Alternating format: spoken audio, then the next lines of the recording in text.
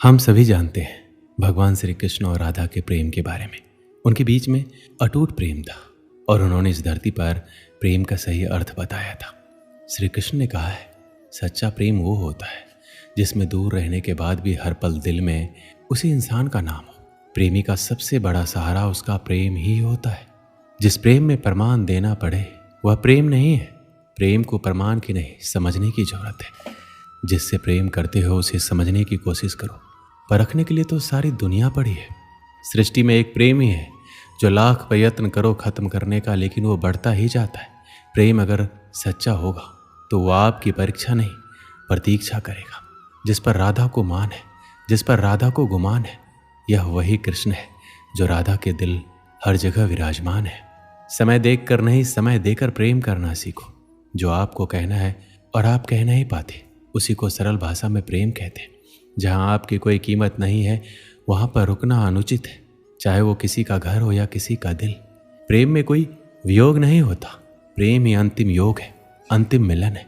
दिल से जो दिया जा सकता है वो हाथ से नहीं, और मौन से जो कहा जा सकता है वो शब्द से नहीं।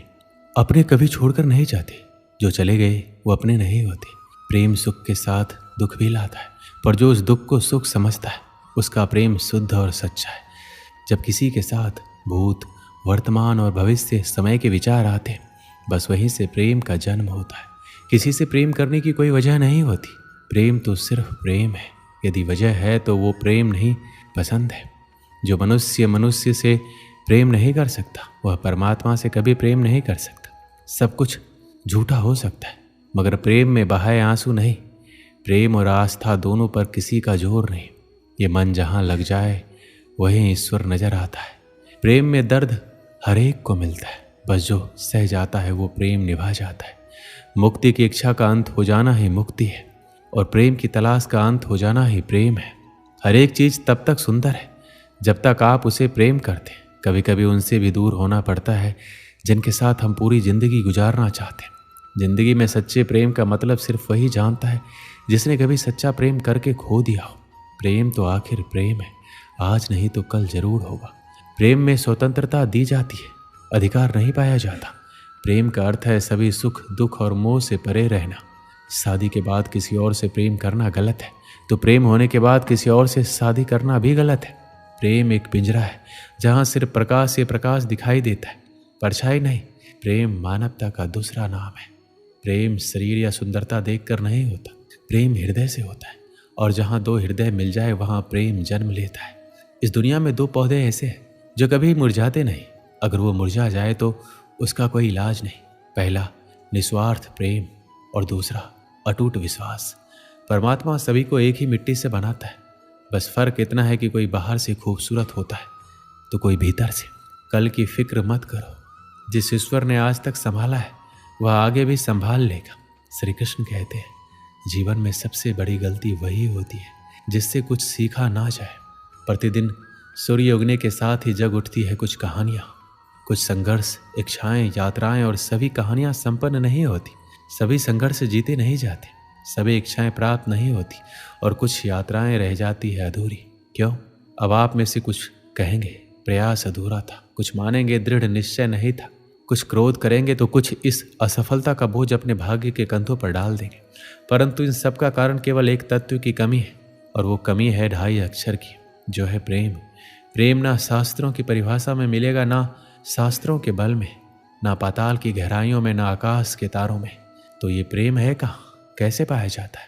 श्री कृष्ण कहते हैं, किसी भी वस्तु को बांध सकने के लिए किसी बंधन का, किसी रस्सी का होना आवश्यक है, परंतु इस रस्सी को बांध सकने का शक्ति कौन देता है? वो धागे जिनसे टूटकर ये रस्सी बनी है। अब बताइए, प्रेम को किस रस्सी से स्वयं तक बांधेंगे आप? प्रेम बनता है विश्वास से, और विश्वास की डोरी के धागे सत्य के धागों से बुने जाते हैं। अब सवाल ये उठता है कि सत्य क्या है? वो जो हमने देखा, वो जो हमने सोचा?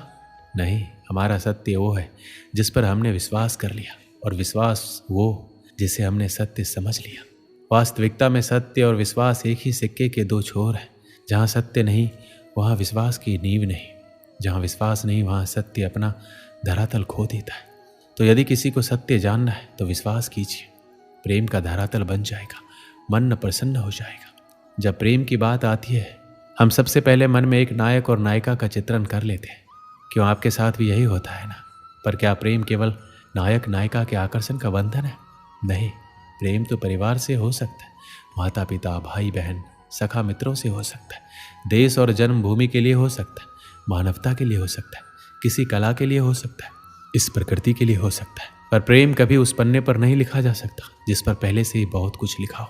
जैसे एक भरी मटकी में और पानी आ ही नहीं सकता। यदि प्रेम को पाना है तो मन को खाली करना होगा, अपनी इच्छाएं, अपना सुख सब त्याग करना होगा, अपने मन से व्यापार हटा दो, तभी प्यार मिलेगा। प्रेम विधाता की सबसे सुंदर कृति है, परंतु हर कृति को संभालना पड़ता है। जब प्रेम की बात आती है तो लोग किसी का मुख स्मरण कर लेते हैं। ऐसी आंखें, वैसी मुस्कान, तिरछी भ्रूकुटी, घने केस, पर क्या यही प्रेम का अस्तित्व है? नहीं, ये उस शरीर का अस्तित्व है जिसे हमारी आंखों ने देखा और हमने स्वीकार कर लिया। परंतु प्रेम भिन्न है। प्रेम उस वायु की भांति है जो हमें दिखाई नहीं देता, किंतु वही हमें जीवन देता है। संसार किसी स्त्री को कुरूप कह सकता है क्योंकि वो उसे अपने तन की आंखों से देखता है, पर संतान उसी माता को संसार में सबसे सुंदर समझता है क्योंकि वो भाव से देखता है। तन की आंखों से देखोगे तो वैसे ही पहचान नहीं पाओगे जैसे राधा मुझे पहचान नहीं पाई। इसलिए यदि प्रेम को पाना है तो मन की आंखें खोलो और प्रेम से कहो राधे राधे। एक व्यक्ति अपने जीवन में बहुत परेशान था। सब कुछ होने के बावजूद भी वह खुश नहीं रह पाता था। एक दिन वह अपने गुरुजी के पास गया और अपनी समस्या बताई। उसने कहा, गुरुजी, मुझे सफलता प्राप्ति के लिए मेहनत और लगन से काम करने की सलाह दी थी। मैंने वैसा ही किया और आज मैं अपने जीवन में सफल हूँ।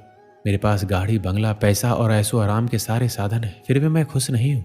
मुझे लगता था सफलता प्राप्त कर लेने से सुकून मिल जाएगा, लेकिन मेरे जीवन में वो सुकून नहीं है।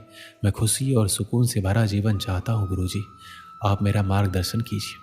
गुरुजी ने उसकी बात ध्यान से सुनी, फिर मुस्कुराते हुए घर के कमरे में चले गए। थोड़ी देर बाद जब वो बाहर आए तो उनके हाथ में 3 गेंदें थी। एक गेंद कांच की, एक चीनी मिट्टी की और एक गेंद रबर की थी। वो गेंदें उस व्यक्ति के हाथ में देकर वो बोले, बेटा, मैं तुम्हारी समस्या का समाधान तुम्हें बताऊंगा, लेकिन उससे पहले तुम्हें एक छोटा सा काम करना होगा। जो गेंद मैंने तुम्हें दी है उन्हें तुम अपने हाथों में लेकर एक के बाद इस तरह उछालते जाओ कि एक समय में कम से कम एक गेंद हवा में जरूर रहे। व्यक्ति उन गेंदों को हवा में उछालने लगा। वह एक गेंद हवा में फेंकता तो 2 गेंद उसके हाथों में रहती। जब हवा में उछाली गई गेंद नीचे गिरने वाली होती तो वह हाथ में रखी गेंदों से एक को हवा में उछालकर उस गेंद को पकड़ लेता। यह सिलसिला इसी तरह चल रहा था। इसी तरह गुरुजी के कहे अनुसार एक समय में एक गेंद हवा में अवश्य रहती थी। कुछ देर बाद एक ऐसा समय आया जब चीनी मिट्टी की गेंद हवा में थी और कांच और रबर की गेंद उसके हाथ में थी, लेकिन इस बार उसका सही संतुलन नहीं बन पाया और हवा में उछाली गई चीनी मिट्टी की गेंद नीचे ही जमीन पर गिरने लगी। चीनी मिट्टी की गेंद सबसे ज्यादा कीमती थी, इसलिए उस व्यक्ति ने सोचा जब 2 ही गेंद जमीन में गिरने से बचाई जा सकती है तो चीनी मिट्टी और कांच की गेंद को बचाना ज्यादा सही है। उसने तुरंत अपने हाथ में से रबर की गेंद नीचे गिरा दी और चीनी मिट्टी की गेंद पकड़ ली। गेंद गिरने से वह दुखी हो गया क्योंकि गुरुजी का बताया गया काम सही तरीके से पूरा नहीं हो पाया। उसने जब अपने गुरुजी को देखा तो गुरुजी ने पूछा, बेटा, तुमने रबर की गेंद क्यों गिरा दी? चीनी मिट्टी की गेंद क्यों नहीं गिरने दी? उसने उत्तर दिया, गुरुजी, चीनी मिट्टी की गेंद सबसे ज्यादा कीमती थी, इसलिए मैंने उसे जमीन पर गिरने नहीं दिया। यदि कांच की या चीनी मिट्टी की गेंद जमीन पर गिर जाती तो वो टूट जाती, लेकिन रबर की गेंद को नीचे गिरने से कोई नुकसान नहीं होता। इसलिए जब मुझे लगा कि मैं 2 ही गेंद हाथ में संभाल पाऊंगा तो मैंने चीनी मिट्टी और कांच की गेंद को हाथों में संभाला और रबर की गेंद नीचे गिरा दी।